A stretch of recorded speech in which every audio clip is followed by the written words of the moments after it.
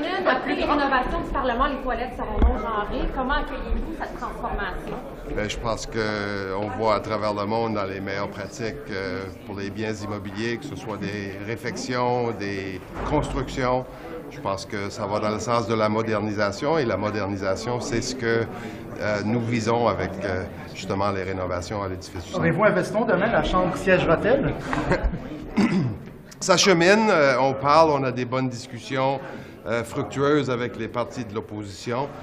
Bien sûr, le tour n'est pas joué jusqu'à ce que ce soit formalisé, mais ça va dans le bon sens. Votre plus grande réalisation? Des sondages à la fin de cette session aussi.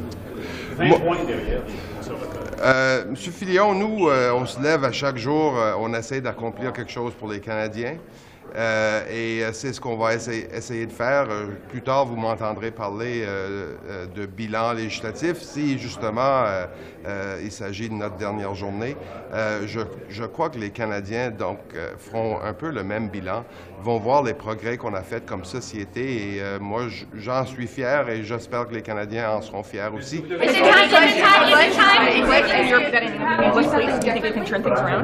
I believe that Canadians, once they do the balance sheet of what we've accomplished in this session and prior sessions, they will see that we've made a lot of progress as a country. We put in some very solid, modern foundations to continue to build Canada, to make life better for Canadians in their everyday lives. I know when they consider the sum total of all of that, and they're called upon to make a judgment in an election whenever that comes, I feel very confident about putting that record in front of them. You don't think it's time for something to change? I mean, it's been about a year now that your party has really been low in the polls compared to the Conservatives. At what point is it time to change? I believe we have to pick up our shovels and our picks and our hoes every day and go to work and get to deliver results for Canadians. That's what we continue to do. Pardon me? What do you have to do over the summer to change things? Well, I know for my part and my colleagues' part, no doubt, we'll be out meeting Canadians where they live, in their communities, talking to them about our accomplishments and about their hopes and dreams and aspirations for the country. And I know that when time comes to consider all of that and then consider the alternatives, I have every confidence. Is the House going to rise to that? Pas normalement, non. Are you expecting the House to rise Are you expecting the House to rise today? I'm hopeful it's going in the right direction. Nothing's ever done till it's done. Yeah. Have you had to change how you operate in the summer in your constituency as a result of all of the security concerns that MPs have raised? Have you personally changed how you campaign and operate? No. I make a point of pride to be very present in my community, which is right across the river, as you know, and I'm going to continue to do that. Si jamais, parce que là vous dites qu'on va retourner dans notre circonscription, on va travailler fort, si jamais l'aiguille ne bouge pas, si ça ne change rien, vous faites quoi? Nous allons, écoutez, nous avons été envoyés ici pour un mandat normal de 4 ans. Nous n'avons pas complété les choses que nous avons l'objectif de compléter. Les objectifs que nous nous étions fixés ne sont pas encore atteints. Il s'agit de rendre la vie meilleure pour les Canadiens à chaque jour, c'est ce que nous faisons.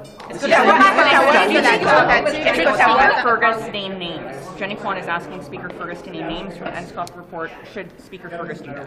I'll let Speaker Fergus comment on formal points of privilege. Can I ask about judgment to this bill? It went through committee, I think the other day ago. Both the Liberals and Bloc voted to completely remove every section of it. You'll have to remind me what's in that bill. This is the competition bill. Some changes were brought forward in the fall economic statement. The NDP said there's still some good stuff to include. Was there any deal made with the Bloc to get them to completely just eviscerate this thing in their committee? Qu'est-ce que vous pensez de la tentative des conservateurs de faire siéger les comités parlementaires tout l'été? Les comités sont maîtres de leur propre gouvernance, leur propre destin, leur cédule de rencontre, et donc c'est au comité de décider de cela. Canadians are living in poverty than the actual break 10%. You say Canadian people... Who says this? Food Bank Canada, there's a report saying we're Canadian with this poverty. You said Canadian people look at the balance sheet, but more seconds, are always thinking about screwed with some strategy to respect your numbers. I would put our record of fighting poverty up against anyone. With the Canada Child Benefit, with $10 a day child care, with dental care, we have done more things to combat poverty than any government in the history of this country. Est-ce qu'Ottawa s'immisce trop dans les champs de compétences du Québec? Parce que c'est la critique de M. Legault qui leur a fait une semaine. Les champs de compétences du Québec sont propres au Québec. Ils sont maîtres de leur destin en la matière. Nous avons évidemment des endroits où il y a compétences partagées. L'immigration, c'est un parfait exemple. Caribou, la loi est très claire pour les espèces en péril. Je pense que là où il y a collaboration obligatoire, il doit y avoir collaboration. Donc, je pense que le ministre de l'Environnement, le ministre de l'Immigration ont fait preuve d'une grande souplesse, d'une grande ouverture en discutant avec leurs homologues. Donc, c'est juste de la politique. Comment est-ce que vous interprétez les critiques du gouvernement Legault dans ce cas-là, qui arrête pas de vous dire Ottawa s'immisce dans nos champs de compétences, Ottawa s'immisce dans nos dossiers, etc.? Bien, je pense qu'il est de notre devoir à nous tous de ne pas accepter M. Legault qui dit que l'immigration est un champ de compétences exclusif au Québec. Ce ne l'est pas. Les espèces en péril, ce n'est pas un champ de compétences exclusif au Québec. Ce ne l'est pas. Ça crée une obligation, par contre, pour les ministres fédéraux de faire preuve d'une grande ouverture, d'une grande collaboration, et je sais ce que j'ai observé de la part de ces deux-là et d'autres. Is it time to end the deal with the NDP? I think that deal's been very productive. Après les rénovations du Parlement, les toilettes de l'édifice du centre seront non genrées, donc des cubicules individuels pour aller aux toilettes. Il n'y aura plus d'urinoir. Qu'est-ce que vous pensez de ce changement-là? Ah ben, mon Dieu, vous me l'apprenez. Je me suis dit que le Parlement est en train de s'adapter. Pourquoi pas? Monsieur Carl, vous êtes... changer de stratégie Par rapport à... au sondage, ça décolle toujours pas, les libéraux. Ah! Ça va aller, on est encore loin des élections et je suis sûr qu'on va s'y rendre et on va être prêt. Absolument. Qu'est-ce qui vous fait dire ça? Mais parce que c'est la force de l'équipe et on est toujours capable de revenir et... vous avez encore confiance en M. Trudeau? Ah oui, absolument, absolument, et nous allons plaire aux Canadiens, vous allez voir, en 2025. Mais vous quittez donc? Ah, je quitte, mais ça ne veut pas dire que je ne vais pas appuyer, que je ne vais pas contribuer. Oui, je suis toujours un membre de l'équipe. Vous êtes triste de partir, de ne pas avoir à faire cette prochaine campagne, probablement? Ça fait 18 ans en politique, j'ai fait 8 campagnes électorales. Donc maintenant, c'est le temps de me retirer et faire la place aux plus jeunes. Avez-vous une réflexion sur tout le débat au gouvernement du Québec sur l'immigration, la crise du logement, le fait qu'on blâme les immigrants pour ça? Oui, ben, c'est sûr et certain que les immigrants sont toujours, comme on dit, les gens qu'on vise le plus souvent. Or, pourtant, vous voyez, question de natalité, le nombre d'enfants, si on veut poursuivre avec nos programmes sociaux, ça prend des immigrants. Ils étaient là pendant la pandémie. Est-ce qu'on les a remerciés tant que ça? Non. Mais maintenant, on est en train de dire que ils sont trop. Donc, je pense que ce discours-là, à mon avis, on devrait travailler à mieux les intégrer, à mieux les accepter dans la communauté. Merci beaucoup. Merci. Bonne journée. À bientôt. Monsieur Champagne. On parle, lui vient là-dessus,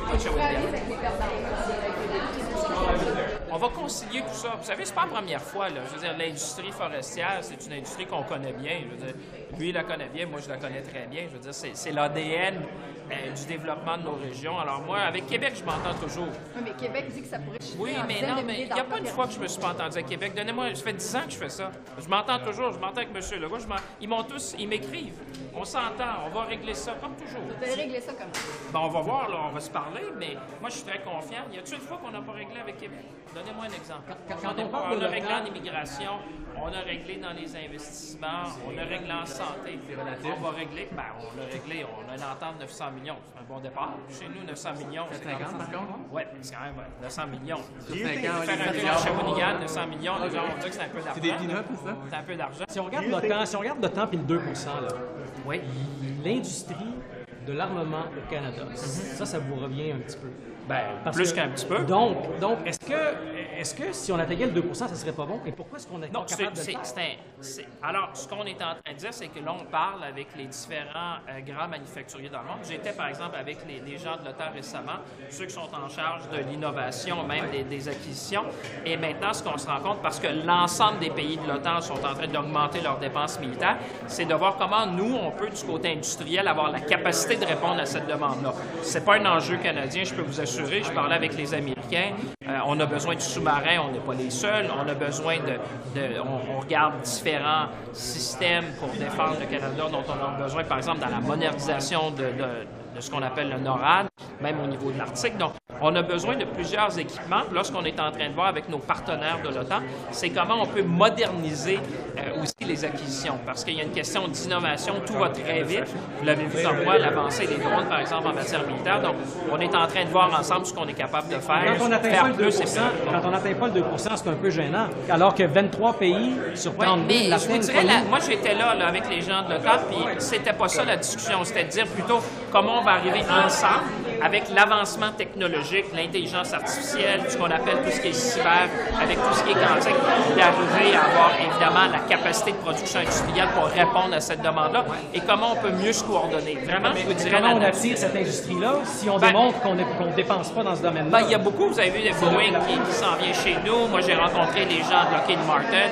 Je connais l'ensemble des joueurs en Amérique du Nord, des joueurs européens, des joueurs qui veulent venir chez nous aussi. Parce que l'idée, c'est d'utiliser ça comme on a fait avec Moderna dans nos dépenses à l'époque en matière de vaccins. Ils utilisent ça comme levier industriel. Moi, mon rôle, c'est de créer des emplois chez nous, créer de la technologie, créer de la croissance économique. C'est pas vrai qu'on va investir en défense sans avoir un avantage économique pour le Canada. Alors, comment on marie les besoins militaires, les dépenses qui doivent être faites, mais en même temps que ça soit un grand levier économique. Tu sais, dans le fond, on va investir des milliards, mais moi, je veux qu'à ce moment-là, ça serve l'économie canadienne. C'est pour ça qu'on parle avec les grands joueurs d'industrie. Monsieur Champagne, sur un autre sujet, après les rénovations du Parlement, les toilettes seront des toilettes non genrées. Il n'y aura plus de toilettes genrées, plus d'urinoirs non plus. Ah oui, vous m'apprenez ça, je ne savais pas. Écoutez, je ne savais pas les toilettes. J'ai beaucoup de dossiers, mais je n'avais pas encore vu les toilettes. Je vous résume, ça des cabines individuelles, une porte qui va jusqu'au plafond, ça va donner sur un corridor. Jusqu'au plafond? Oui, c'est ça. Donc, Monsieur de ma grandeur, comment ils vont faire pour... Vous allez pouvoir rentrer pareil. Mais qu'est-ce que vous pensez de ce changement-là? Honnêtement, j'ai beaucoup de dossiers, mais ceux des toilettes, je n'ai pas encore vu mais en ça. tant que député, ça change quoi pour vous? En autant que je sois capable d'aller à la toilette, je n'ai pas vu encore la configuration, là, mais vous allez certainement m'en parler. L'important, c'est qu'on peut s'y aller. Maintenant, comment on va y aller? Vous m'apprenez ça. J'espère que la porte, on va être capable de se rendre au moins pour l'ouvrir. Mais c'est ça, M. Champagne. Quel bilan vous faites? Est-ce que vous en avez fait assez pour donner l'espoir aux Canadiens que vous êtes encore le parti pour pouvoir justement bien gérer le pays? Parce que le dernier sondage, je pense que c'est le niveau le plus bas depuis longtemps. Oui, moi je pense que les gens... Écoutez, il y a 3 enjeux qui préoccupent les gens, puis c'est là où je mets l'orientation. C'est le coût de l'épicerie, le coût du logement et évidemment le coût qu'ils ont nécessairement pour les coûts d'énergie. C'est-à-dire, tu sais, les 3 choses qui sont... ou le cellulaire, même, je vous dirais. Donc, si vous regardez cellulaire, vous regardez le coût de l'épicerie, puis vous regardez le coût du logement, c'est 3 choses où on a amené, on prend des mesures concrètes parce que, oui, l'économie va mieux, mais il faut s'assurer que ça soit reflété dans le budget des familles et c'est ça l'enjeu d'aujourd'hui. C'est pas un problème seulement canadien. Moi, je peux vous dire, j'ai été au G7 récemment. Il y a plusieurs tensions. Alors, les gens disent, oui, mais ça va peut-être mieux, mais qu'est-ce qu'il y en est pour moi? Tu sais, dans ma famille, dans mon budget à moi, comment ça se traduit, les mesures que vous prenez pour améliorer ma qualité de vie? Parce que la question... Non, mais c'est ça. Et la question, c'est dans quelle société on veut vivre. Moi, je pense que les gens qui nous regardent veulent avoir un gouvernement qui est bienveillant, qui est là pour eux. On était pour les aînés, on est là pour les jeunes, on crée de la croissance économique. Mais je suis conscient que pour les gens, oui, mais ça prend du temps. C'est vrai. Là, les taux d'intérêt ont baissé, donc notre plan économique fonctionne. Mais la préoccupation numéro 1 pendant tout l'été, ça va être comment on peut aider les gens parce qu'à la fin de la semaine, les gens se disent, moi, j'en ai besoin. C'est plus difficile parce que l'ensemble des choses a augmenté. Alors, le focus plus, ça va être comment on peut aider les gens à stabiliser les prix et à s'assurer que les gens puissent passer durant cette période-là plus difficile au niveau économique. Le taux d'intérêt qui baisse, c'est une bonne nouvelle parce que ça met de l'argent dans les poches de tout le monde. Monsieur Champagne, sur l'immigration. Donc, est-ce que vous trouvez que le gouvernement fédéral a une responsabilité, est allé trop loin, trop rapidement, avec trop de gens? Dans le budget fédéral, on reconnaît que l'immigration temporaire a fait baisser le PIB par habitant. Donc, est-ce que le gouvernement fédéral... Ça prend juste mesure. On a besoin de gens parce que, vous savez, en région, un des enjeux qu'on nous parle, c'est la pénurie de main-d'œuvre. Donc, on a cet enjeu-là d'un côté. De l'autre côté, il faut s'assurer que les gens qu'on fait venir chez nous, on puisse les accueillir. Est-ce que le gouvernement fédéral est allé trop loin? Mais je pense que vous avez les mesures qu'on a prises récemment, vous avez vu par exemple sur les étudiants étrangers, c'est de balancer un peu ça. Oui, on va accueillir des gens parce qu'on parle beaucoup de pénurie de main-d'œuvre. D'un autre côté, il y a aussi cette capacité-là d'accueil qu'on a. Alors, c'est de trouver le juste équilibre. Je pense que c'est ça qu'on a fait récemment avec les la lutte vers... So are your grocery policies working or not? Competition. I'm fighting every day to bring to stabilize the price of grocery. That's issue number one. I'm talking to foreign grocers because we know that if we could bring someone here, that would have a pressure on prices, and that's top of mind. I said in French before, the three things which are top of mind for people is grocery, it's housing, and to a large extent their cell phone bills. And on these three fronts, we're pushing to help Canadians. The interest rates coming down, is a good thing because it puts money in the pocket of Canadians, so our plan is working. But that's going to be the focus of the I'm sorry, is there any progress in recruiting a foreign grocer to Canada? Listen, nothing is easy. It's worth fighting for. Am I going to succeed? I don't know. But yes, we're discussing, and I feel that we're making progress. But you know what? Listen, I'll do the work, and when we have something to announce, we'll do. And I'll keep Canadians updated. It's not easy, but certainly it's worth trying. I think Canadians say keep fighting for us. I have to go because I'll lose my job.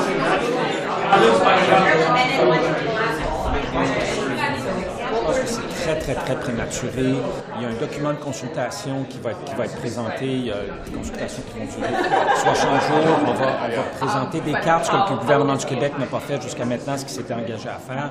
Donc, je pense que c'est très prématuré d'avancer des chiffres et même, je dirais, irresponsable de la part du gouvernement du Québec d'avancer des chiffres comme ça. Est-ce que votre intention, c'est de protéger l'entièreté du territoire du Caribou ou certaines zones vraiment précises pointues avec les populations les plus vulnérables? Les consultations vont entre autres porter sur la question de l'ampleur du décret d'urgence lorsque la décision sera annoncée et la portée donc en termes territoriaux de ce qu'on pourrait chercher à protéger. J'aimerais quand même vous rappeler qu'il y a 500 000 kilomètres de routes forestières au Québec.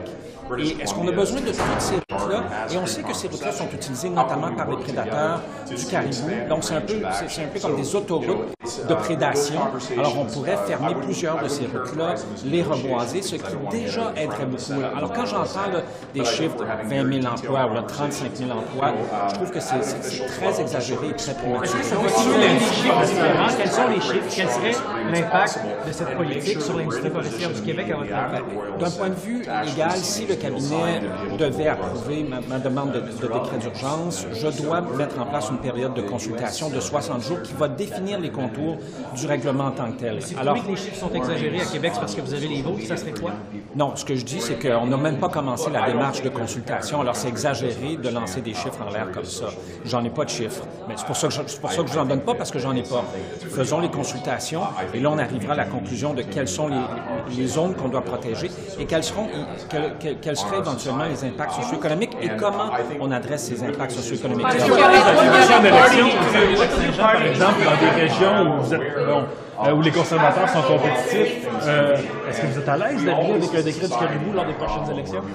Écoutez, le Québec s'est engagé depuis 2016. Ça fait 8 ans que le Québec doit présenter une stratégie de rétablissement du caribou. Ils se sont réengagés en 2022 dans le cadre d'une lettre conjointe avec le gouvernement fédéral à protéger 65 de l'habitat du caribou, à élaborer cette stratégie-là avec les peuples autochtones. Or, le document dont ils ont accouché récemment nécessairement, c'est une montagne qui accouche d'une souris. Et ça, c'est l'ensemble des experts qui le disent, c'est les groupes écologistes, c'est l'ensemble des communautés autochtones également, et même des gens du secteur économique qui affirment que cette stratégie-là ne passe pas la barre. Québec a eu amplement le temps de faire ce travail-là. Ils ont choisi de ne pas le faire. C'est ce qui m'amène à demander au cabinet de mettre en place un décret d'urgence.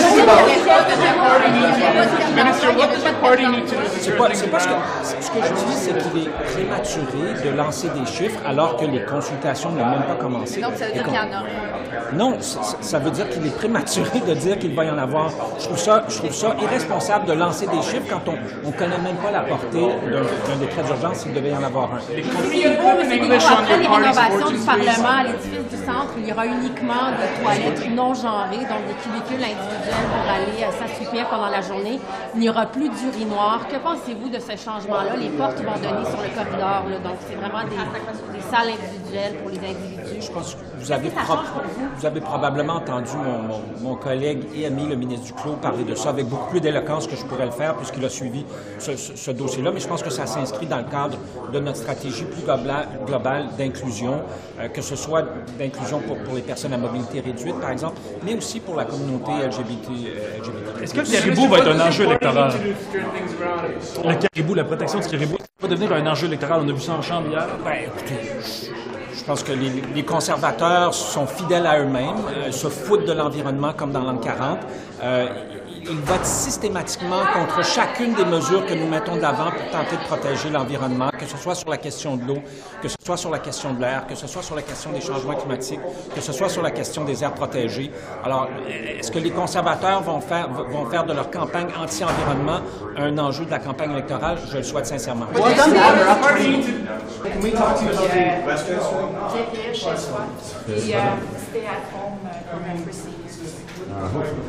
But what's the problem? They don't want the money to go through to the organizations that applied for it, so we're hoping that they will. But why is it a problem for the federal government that Quebec distributes the money through its own programs? Because we'd like to work with the organizations that we work with directly as we do in the rest of the country. There's legislation in Quebec against that. Yeah, I know. You're not an M&A. These are change the legislation. These are excellent questions. We're going to work with them to get the money from. Minister, on the WestJet strike, through the program? What can you do? The Quebec program? We'll see. Okay. I'm going to keep my options open there. Okay. But these are very good programs and really good individuals. I want to get the money to them, as we do in the rest of the country. Okay. Yeah. Minister, we have a potential strike at WestJet with mechanics. It could disrupt a lot of vacations for Canadians. As Labour Minister, what can you do to try and bring about some sort of solution here to try and save a lot of vacations? Yeah, indeed. Go to the Canada Industrial Review Board under a particular section there that deals with brand new negotiations with brand new players, which is what we have here. They're represented by an American union. And that section basically allows us to make sure that a first agreement is a good agreement. So the CIRB has those hearings going on right now. Have you been discussing with both sides? What has your office really been doing aside from this? No, our federal mediators have been at the table with them all the way through. We've reached this point. Unfortunately, even though the CIRB is hearing it as a priority item, WestJet, I know, has had to make some moves in order to make sure that their planes aren't grounded, and that has already begun to affect flight time. I regret that, but the CIRB is moving as quickly as it can. Is there hope for a deal, a resolution before the strike deadline hits, or should Canadians be prepared for their vacations to be canceled? The CIRB is going to take a look again to make sure that both sides have the time to make sure that this deal works. That's very important to us. And during that time, hopefully that will give us some relief and some extra time to find a deal. In the short term, there may be some flights disrupted, but I'm hoping that cooler heads will prevail. Minister, how would you characterize this session with some, pretty slumping poll numbers? What's your sentiment heading into the summer, where the poll numbers show that the party is slumping and Canadians want to change? How will you reverse that trajectory? Work harder, try and prevent a WestJet strike. That's only going to make people more irritable. On the question, how would you characterize this last sitting? How would I characterize? Fairly productive. I think I've got 4 major initiatives through the House, so I'm pretty happy. You know, getting a ban on replacement workers through on unanimous consent is massive for the labor industry in this country. It's the biggest thing that happened. I mean, this has been going on longer than Canada's been a country. So I'm pretty good about that. It's you know, I'm happy that I happen to be the minister on watch to help get it through. This is on the shoulders of, you know, labor leaders and advocates and workers going back many decades. So happy about that. Happy that we're able to, I think we'll be able to get through some important work on a right to disconnect, which I think is really important. There are a few things I've been working on, like forced labor, that we're able to, initiatives that I think are going to be really meaningful. So productive. We're constantly productive. Just to follow up on what my colleague was asking you on the polls and the numbers, what are you going to do around the barbecues to flip the numbers of the polls? What's the solution? Well, let me tell you that solution. Yeah? Do you have a solution or not really? Right, just work harder and just make sure that you get the word out on the work that you are doing. You know, I mean, there's no magic formula to this. Be in your riding, be present in your riding, talk about what people are talking about, be where they are. When can you take to the table Minister, when can you pass it to the Senate last night? Yeah. What do I think of it? Yeah, just your reaction. It's pretty great. I think it's pretty great. The Sustainable Jobs Act. The whole time I was Natural Resources Minister and as Labour Minister, there's so much going on in energy right now. This is not a bad news story. This is an amazing story because, you know, I look at where I am in Newfoundland. That is happening. Like our oil and gas AGM that happens every year. I've been going to it for I don't know how many decades, I think. Energy NL, it's called now. It's no longer Newfoundland Oil Industries Association. They're embracing renewables. Half of the attendees renewables. Biggest conference they've ever had. And you know what I say to conservatives all the time, and they repeat it back to me, really irritated.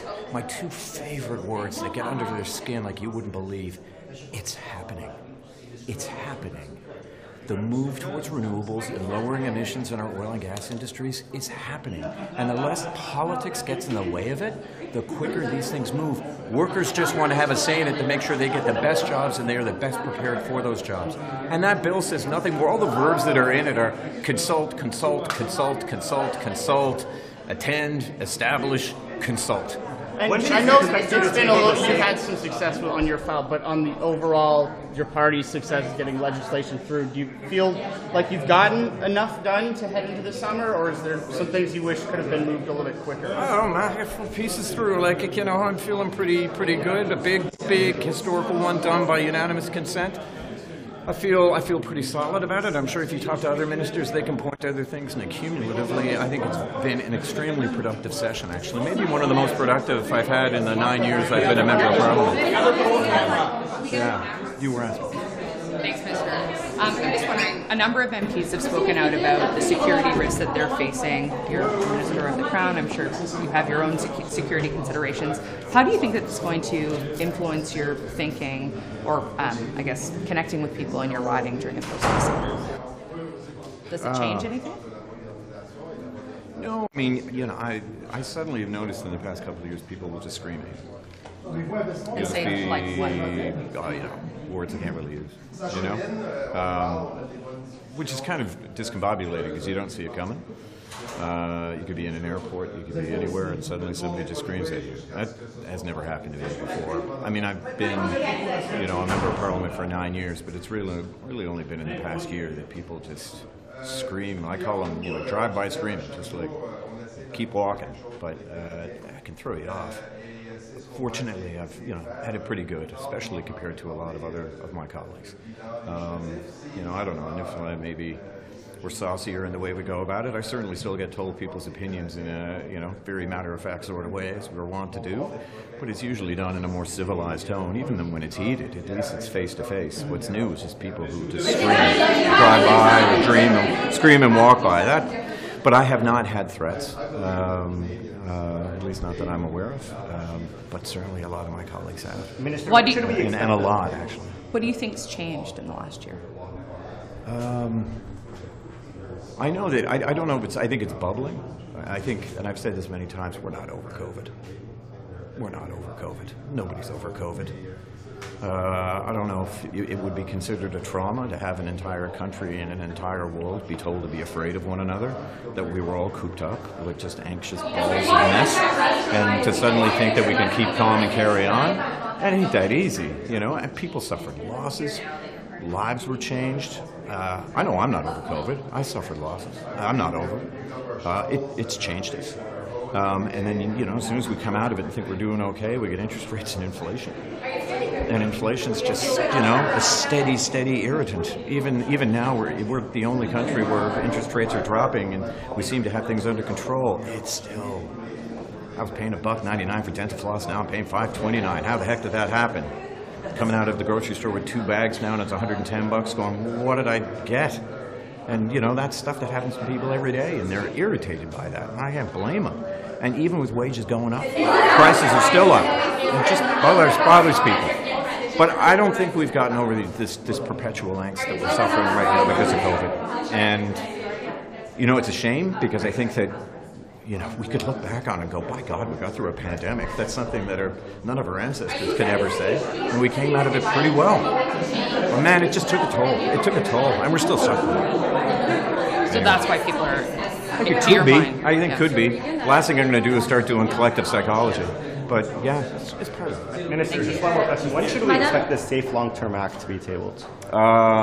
Very soon. Very soon. But I mean, I think we've done an awful lot in this session. It's a big priority. So just keep your eye on this. Yeah. Okay. Thank you. Madame Guibault, les toilettes seront non-genrées au Parlement à la fin des rénovations. Qu'est-ce que vous en pensez?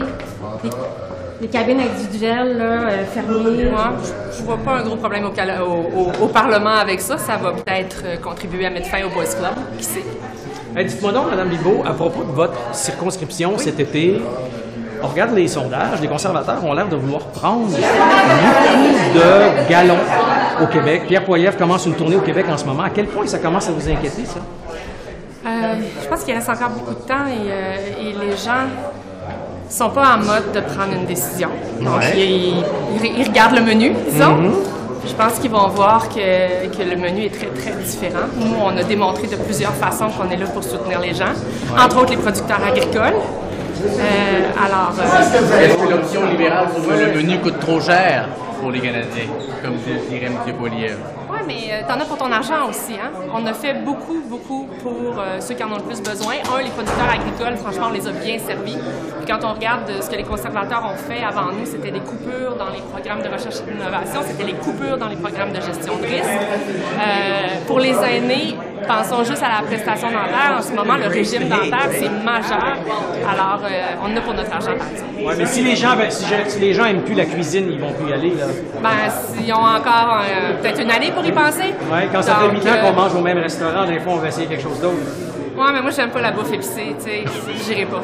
Is there any update to Saskatchewan not remitting the carbon tax? When can we expect a resolution to that whole situation? As you know, I cannot speak about any specific file. But there's been no developments, no updates? Okay. I'm sorry. All right, thank you.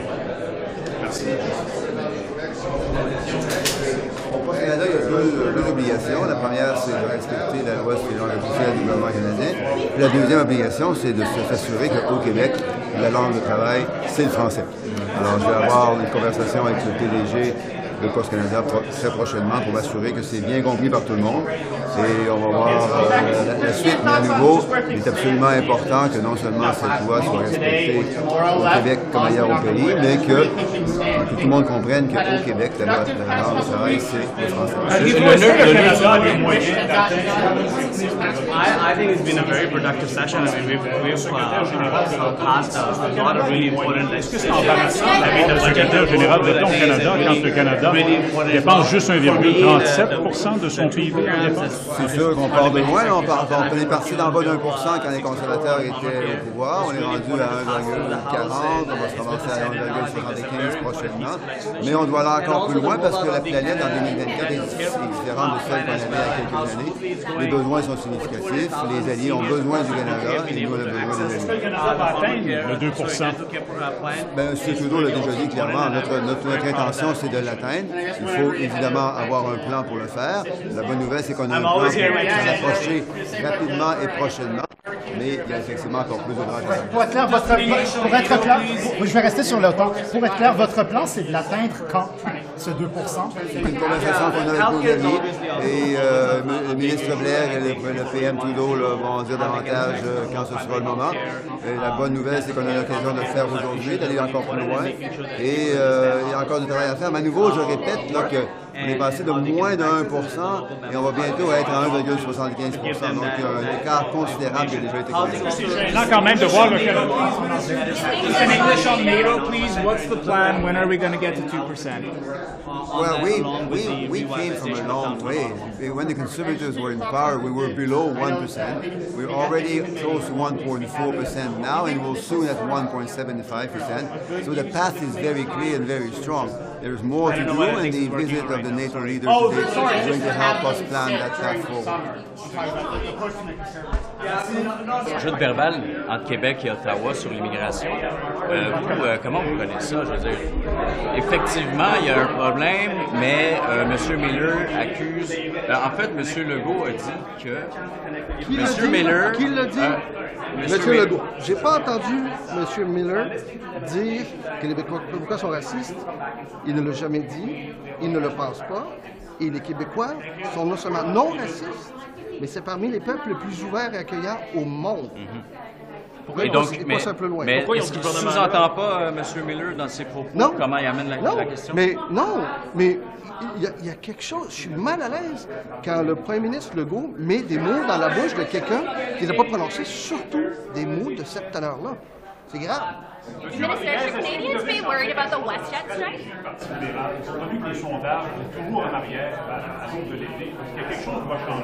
Ben, ça fait partie du défi, c'est normal. On a au troisième mandat, je l'ai déjà vu, moi. J'avais les cheveux noirs quand j'ai commencé. Il y a des élections que je pensais gagner, je les ai perdues, puis l'inverse est vrai aussi. Il faut être sur le terrain. Mes cheveux blancs, ils ne reviendront pas en arrière, je n'éteindrai pas. Should Canadians be worried about the WestJet strike disrupting their summer vacation? We have to do everything to avoid it. I'm in touch with WestJet, so is my colleague. And again, the deals are around the table, right? And we have also, if it happens, we have to try to mitigate that with other companies, other airlines. So what specifically is the Canadian government doing right now to avoid a potential strike? Well, we're in conversation with both that, but that would be more a question for the Minister of Labour. Are you satisfied with your party?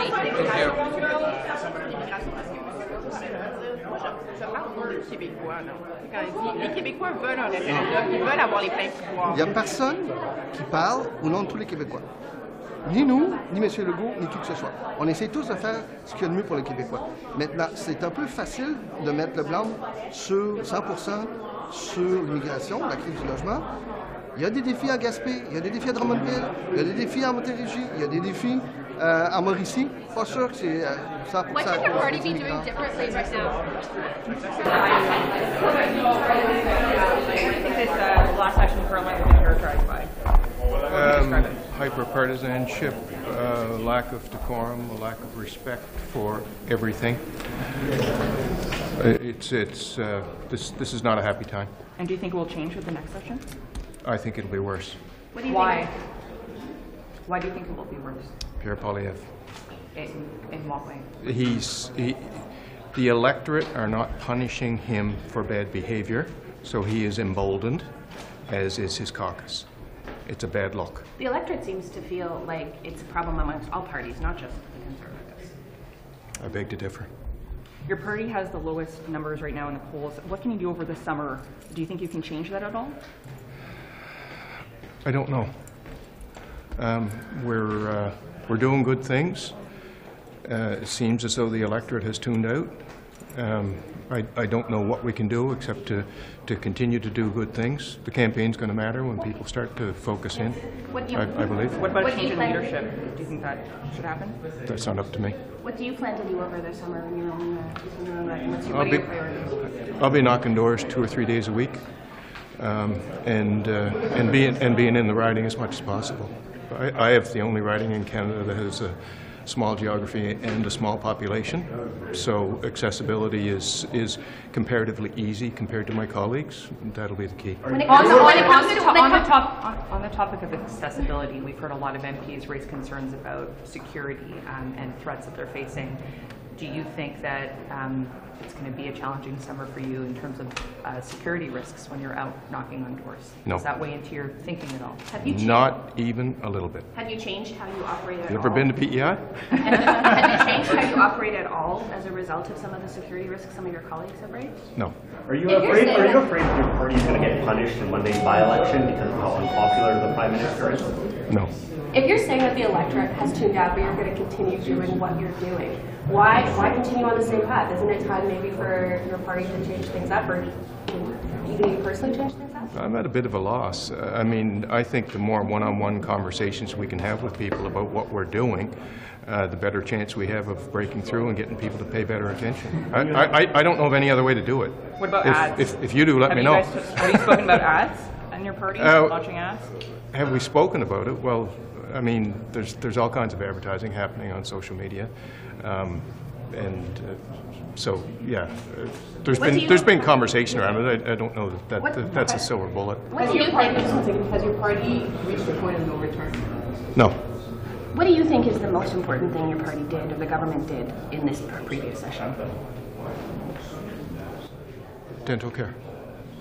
On an unrelated note to all these questions, the WestJet strike could be coming soon. People's vacations. Are you worried about the vacations of families in your constituency? And what can the federal government do to try and bring both sides together? The service that WestJet provides to Prince Edward Island is brutal and won't be missed. Are you personally satisfied with the way that your party is going right now? No, I'm not. But I mean, the political tide goes in, the political tide goes out. That's the reality, and, you know. So we're swimming into the tide. It's tough. No good deed goes unpunished. We have to be resolute. We have to have faith in the constituents. We have to have faith in what we're doing, and we do. Do you agree that with Jenny Kwan that Speaker Fergus should name names from the foreign interference report? Would you like to see that happen? My understanding is that if he does, he'll be arrested. The Speaker? Yeah. I mean, that was the advice Dominic LeBlanc was given. So no, that'd be a bad thing. You sound a little bit defeated. Well, thank you. Throwing up your arms like, I don't know what to do. I'm just like, is that how you feel? No, I know exactly what I'm going to do. It's frustrating when you're swimming into the tide, but that's a function of politics. I mean, that's life.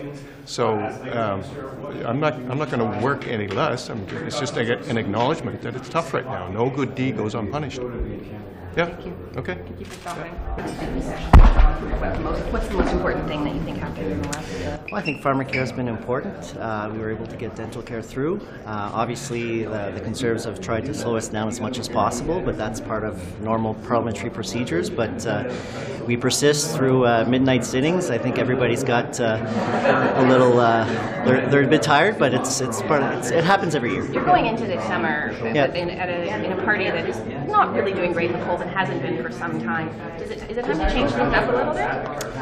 No, I think it's time that this summer will be time to connect back with constituents on a more consistent basis. Yeah, we're going through some tough times, but I think that's normal. You just continue with the same strategy? Non, mais je pense qu'en français, je veux dire, oui, c'est sûr que si on regarde les statistiques sont pas favorables en ce moment pour nous, mais ça, c'est pas grave, c'est normal. Je pense dans un gouvernement qui ça fait 9 ans que pratiquement que nous sommes là, mais je crois qu'on a encore un bon plan à mettre de l'avant. L'autre parti propose juste des slogans et nous, on propose des actions concrètes.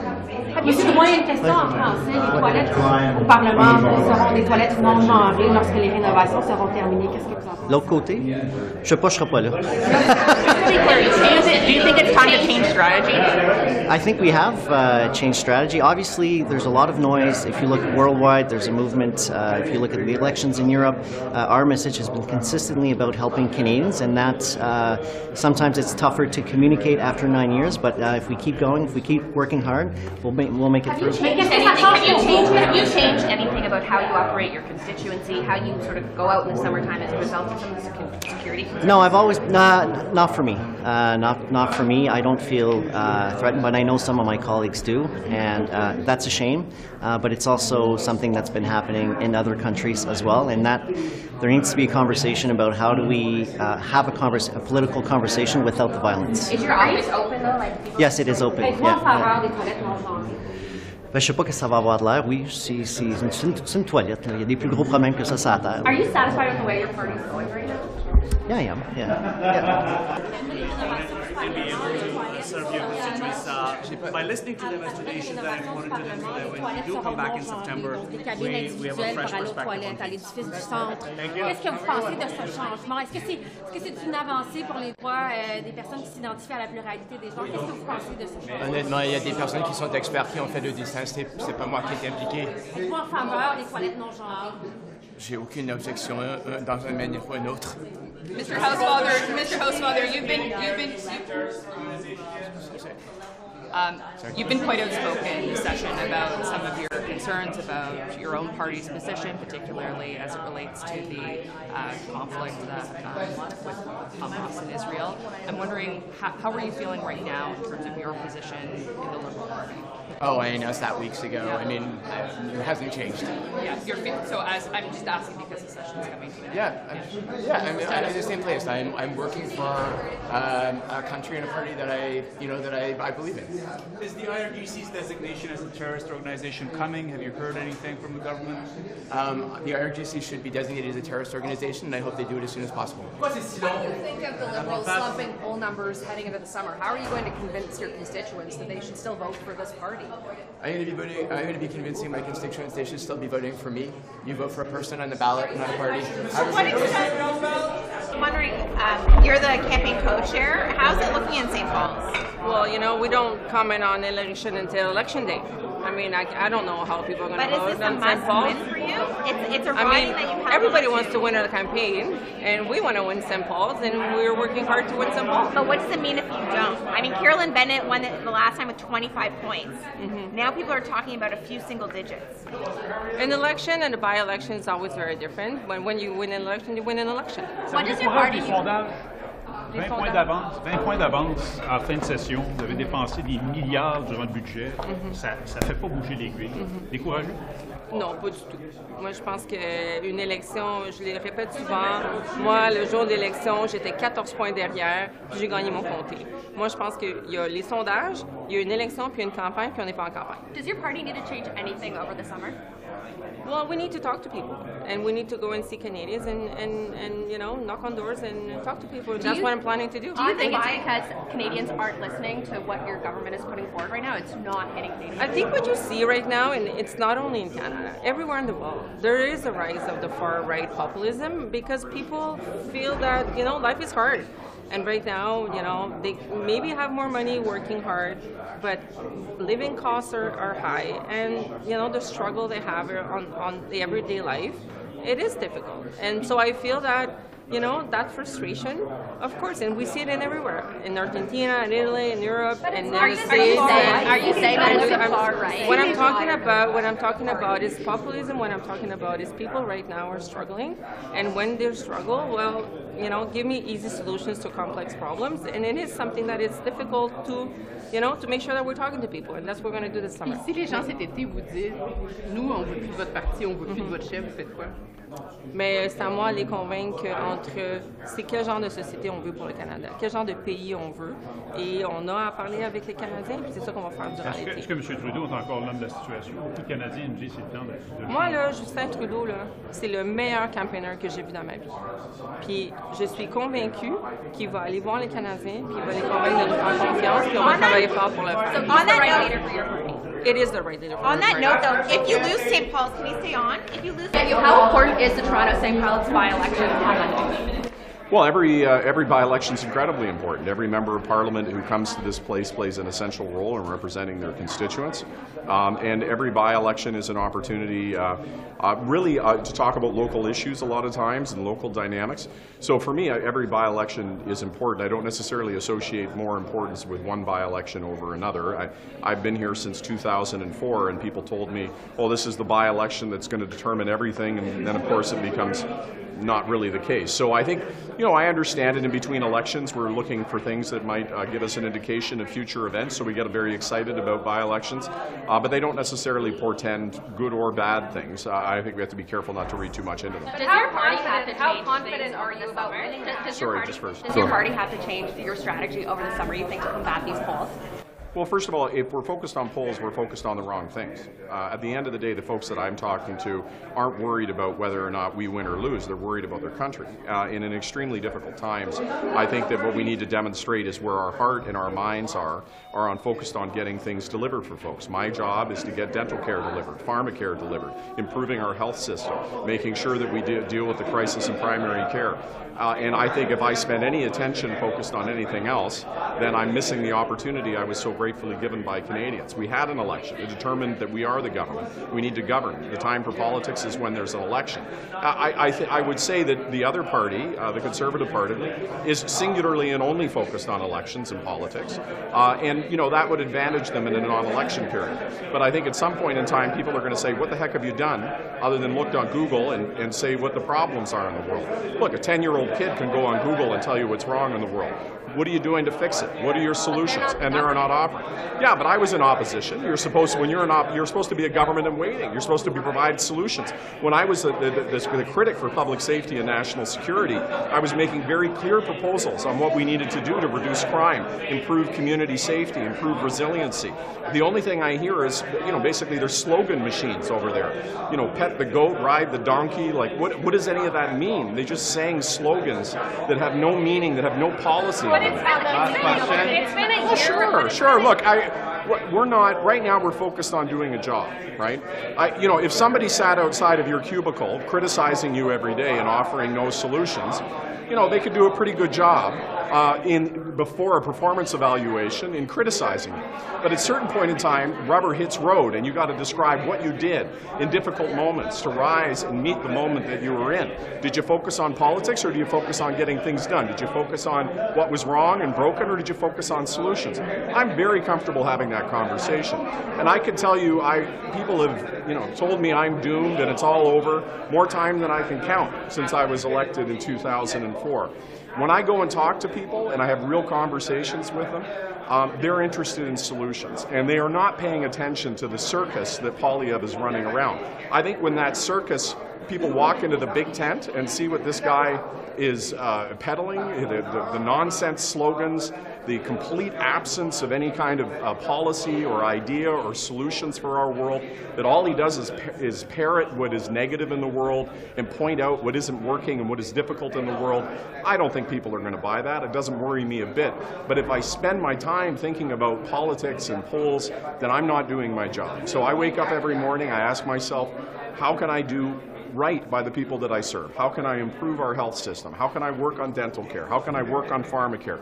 How can I have conversations with provinces? And I'll tell you, when I go and I had a meeting in Edmonton with Adriana LaGrange, what is she focused on? Solutions. She's focused on answers. We have all kinds of differences. She's an Alberta Conservative. I'm a federal Liberal. We are not the two people you would expect to be able to have good conversations. I think that's what Canadians want. I don't think they want us yelling at each other.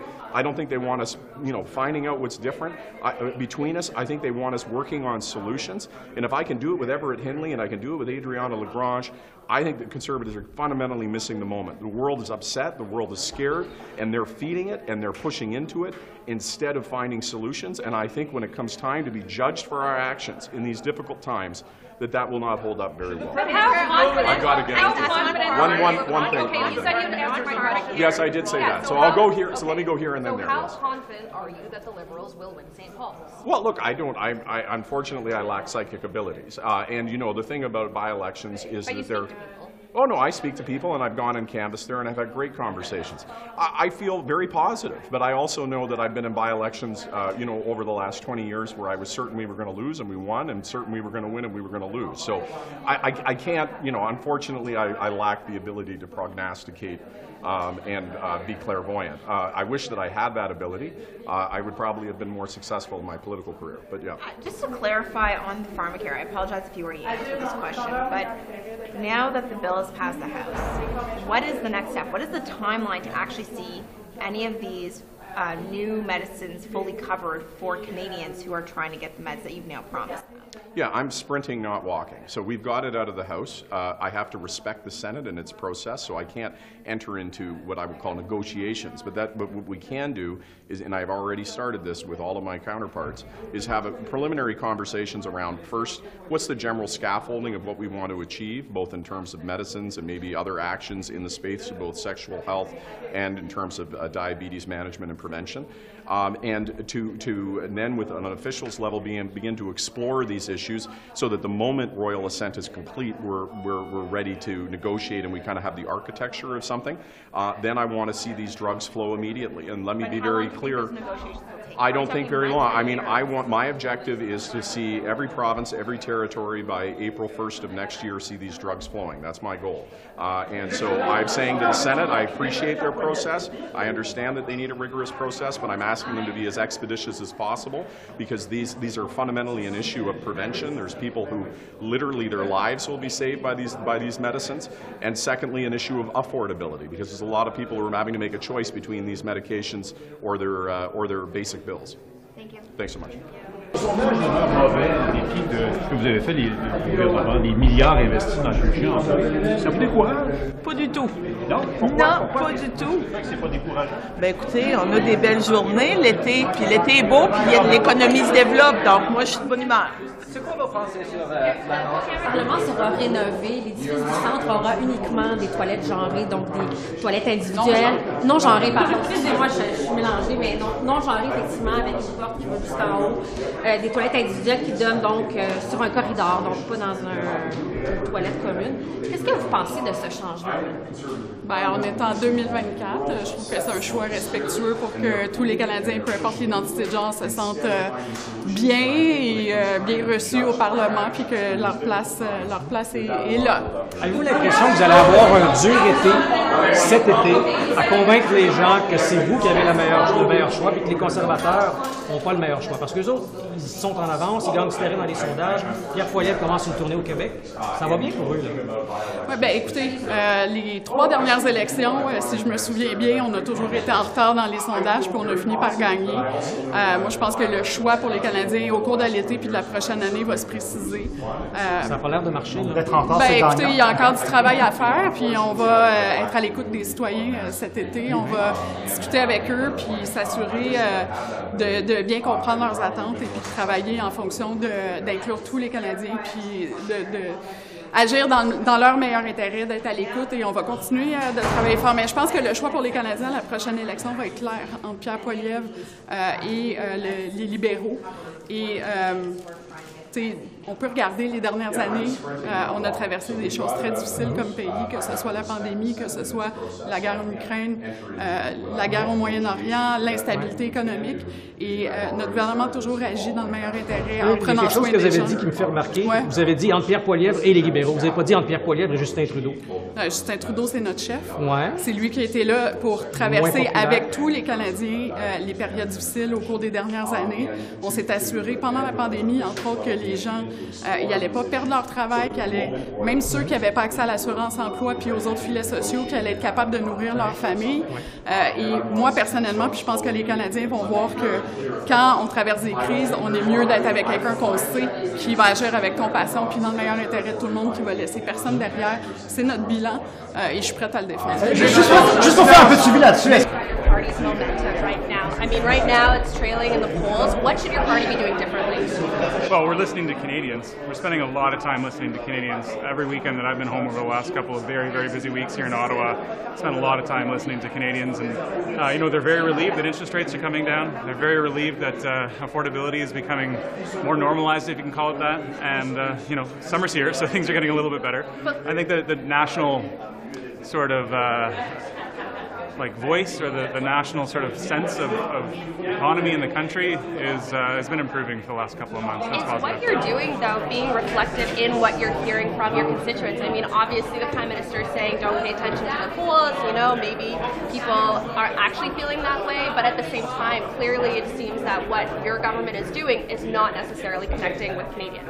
That's not been my experience. The young people that I connect with in my riding, when we talk about the elimination of all of the interest on Canada's student loans, they recognize how much of an impact that's having. When I meet with people who are interested in revitalizing Canada's assisted and supportive housing sector, that $1.5 billion that we invested in the co-op housing, that's a lot of momentum. Co-op housing hasn't had any funding since 1994, I think, so Then 30 years. Why do you think that momentum isn't showing up in the numbers for your party? I don't really pay attention to the polls. I connect with my constituents, organically every weekend, and I'm really looking forward to do that in the coming months and weeks. How important is the Toronto by-election this next week? Oh, it's really important. It's important for the constituents of St. Paul's. I hope to get out there, knock on some doors again in the coming days, because they've always had an extraordinary MP. Dr. Carolyn Bennett was hugely supportive of me, but also just a great mentor, probably over 100 people in that room over there, and I know that Leslie Church is going to do an extraordinary job too. Are you concerned about your chances, though, with the polling numbers out today that are still showing the Liberals pretty far down? Look, again, I don't focus on polls, I focus on my community. I focus on the voice of Milton and what they really, really need and want. Invariably over the last couple of years, when affordability is the thing, it's the only thing, right? I'm very, very focused on climate change and truth and reconciliation and all of those things that are very, very important, but I recognize that when affordability is the thing, it's the only thing. And with that coming back into a sort of more normalized frame in the last couple of months, and now that we're seeing interest rates come back down to normal, and we've actually seen some deflation in things like grocery and telecommunications and costs associated with home internet and that. This is what Canadians are looking for, and the ones that I'm connecting with are recognizing that there's a lot of progress, and that policy and ideas are way more important than slogans, and Canadians are really recognizing that. That sure, you can print a bumper sticker and put on a hoodie, but if it's not good policy, it's not going to improve people's lives. Thanks so much. How are you feeling about your performance? Prime Minister, on Toronto City Hall. When are you going to stop? Canada's population is 41 million. Any thoughts on that? How much of that's immigration? Well, thanks for the question. I think you saw the StatsCan report that came out today.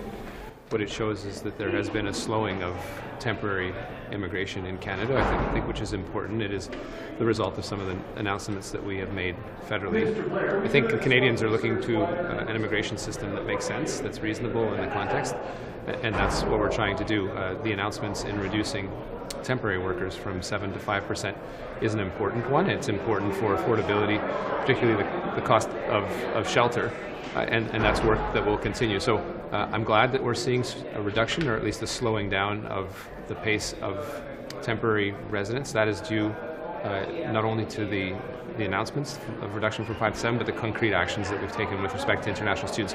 There's absolutely more work to do, and clearly there'll be work to do over the summer to make sure that we're properly circumscribing a number of temporary residents in this country that is at historic highs. And if your government registers IRGC as a terrorist organization, will that mean that people are going to be getting kicked out of Canada? I won't speculate on that. Is your government going to announce that today? I'm not going to speculate on that either. What's the secrecy? It's already in the news. You've got multiple sources quoted saying you're going to do it. So can you not expand on, the upsides, downsides of that? Why would the government take this step after a couple of years of saying it wasn't necessary? You'll have to wait for any further discussions on it. Oui, mais les raisons qui vous empêchaient de les inscrire à la liste des entités terroristes, il y avait des raisons avant la faisabilité. Mais est-ce qu'elles demeurent?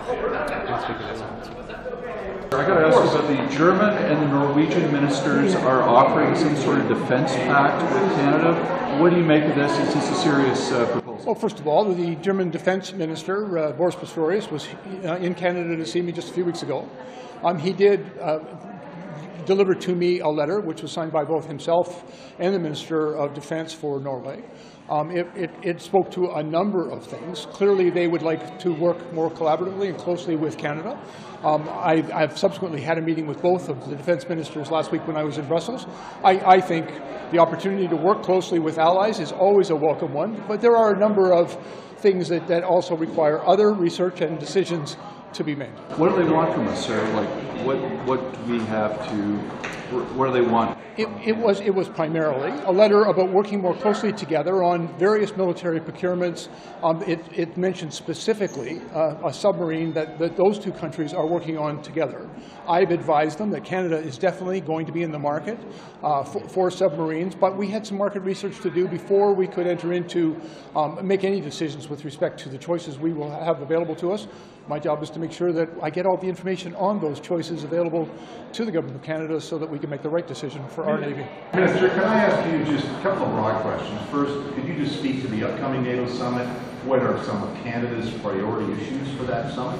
And two, leadership. I know Jens Stoltenberg's been a great Secretary General. I know he wants to go. Mark Rutte, does Canada like Mark Rutte? Can you give some thoughts on priorities for the NATO summit and what Canada looking for in the new summit? Yeah, certainly. First of all, David, I just came back from Brussels, where I attended the most recent defense ministers meeting of NATO defense ministers.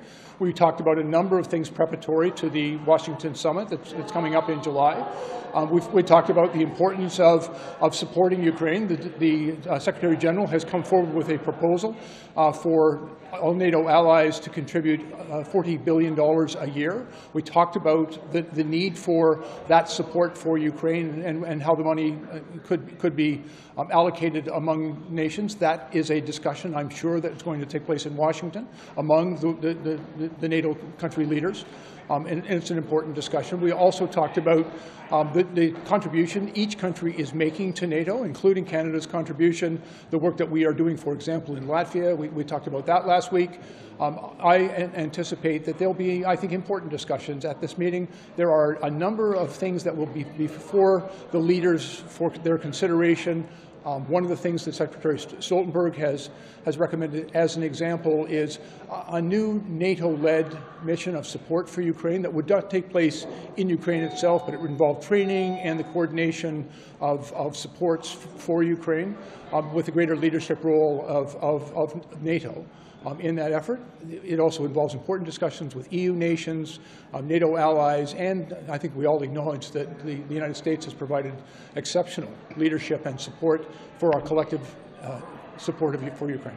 What about the leadership question? Just on the leadership question? And on the leadership question, actually, we are aware that of the candidates that have been put forward.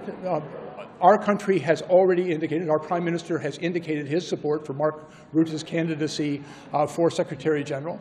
That's an important decision that will be made in Washington. Rutte says that he won't, he signed a letter to Hungary saying that they don't have to support the Ukraine measures that are going forward. Is that a concern to you? Well, again, there's very important discussions taking place. A number of NATO countries take different positions with respect to support for Ukraine.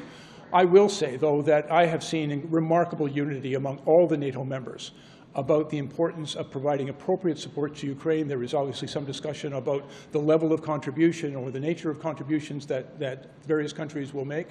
But there is remarkable unity and resolve among all NATO countries about the importance of standing up to Russia's illegal invasion of Ukraine and providing with Ukrainians the support that they need to victory. Does Canada have any ability or any plan to make reassurances to Stoltenberg while he's here about the size of our defense spending, the fact that not only are we not meeting the 2%, but we still don't actually have a plan to get there? Well, and let me assure you that we've been doing a great deal of work within our Defense Department, with the Government of Canada, but also with our NATO allies.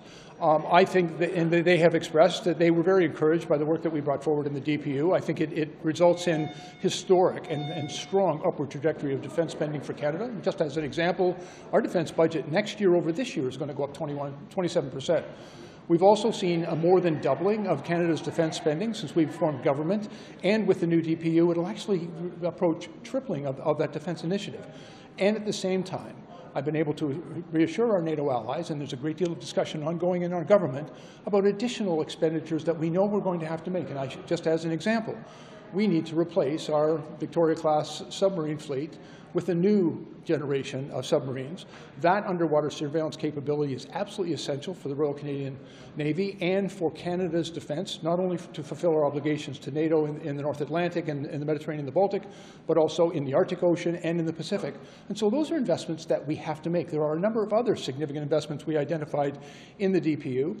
I believe very strongly that that brings us inevitably to the attainment of our 2%, and we'll be able to articulate that to our NATO colleagues. But with respect, the military has not been very good at spending money for And I would take you back to the Defence Policy Update, where we acknowledge some of the challenges that the military has experienced. We put $1.8 billion in the Defence Policy Update to hire the professional staff that we need at the Department of National Defence in order to work through those procurements. We also talked about when is that going to happen? The work has already begun. And we are also doing a review of the entire procurement processes to make sure that it's fit for purpose, that it gets the job done, that we have utilized a number of mechanisms to enable us to expedite some of our procurement processes. And for example, I used urgent operational requirements to get for our forces what they are going to require in the Latvian deployment. Our forward presence there going up to brigade strength by the end of next year. We have the ability to accelerate spending. It does require an investment in people to get the job done. We've now provided the money through the DPU, and it's in the budget to spend that money to get the work done. There are challenges in defence. First of all, the 2% commitment is a challenge for Canada to reach. We're going to reach it. Spending that money well so that we can reassure Canadians that we're getting good public value for every dollar that they invest in defence is also my responsibility. And we're making the right investments to make sure that we have the right people to get the job done as quickly as it needs to be done. Just on the German-Norwegian-Canada cooperation potential agreement, you mentioned the subs. Is this what we're looking at to potentially buy the new subs? Or can you just be clear on what exactly this is? Is this the potential route to us getting a new sub? Well, we already have been very clear with our allies. We need to acquire a new submarine fleet. There are already in production around the world 4 or 5 very good submarines that we could consider acquiring. What I'm looking for is not just buying the right equipment for the Royal Canadian Navy. That is obviously priority 1. But making sure that when we make that investment, that there's real benefits to Canadian workers, Canadian companies, Canadian economy by those investments, because the actual acquisition of the submarine itself would be about 30% of its total cost. Sustainment is the really significant investment, and that has to benefit Canada, Canadian workers, Canadian companies, and our economy. That will necessitate not only finding the best submarine in the marketplace, but finding the best partners for us to work with. Clearly, our friends in Germany and Norway have reached out and said they want that kind of partnership. But we're just at the beginning of going out into the market. My first responsibility is to determine what does the Navy need, and then what's the best way for us to acquire the equipment that our Navy says that they require. We have some very good options available to us.